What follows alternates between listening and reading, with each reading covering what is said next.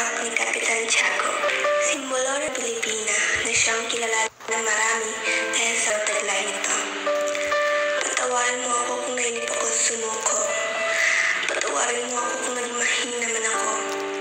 Patawad sa hindi paglaban. Mahal, palayain mo sana ang iyong sarili sa pag-ibig kong taksil. Kasintahan ko si Ginoong Crisostomo Ibarra. Si Ibarra na mayroong malasakit sa bayan, ngunit napagbintang na sa salang hindi niya ginawa. Oo, Crisostomo Ibarra, aking sinta. Labis akong nalulungkot, natatakot at nababahala para sa iyo. Mahal ko, ako'y patawarin mo sa lahat ng aking ginawa. Wala akong nagawa para pigilan ang nangyari sa iyo.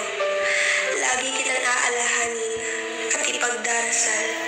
Hindi kita malilimutan, mahal ko. Siguro nga ay magiging isa ka na ng magandang alaala sa buhay ko.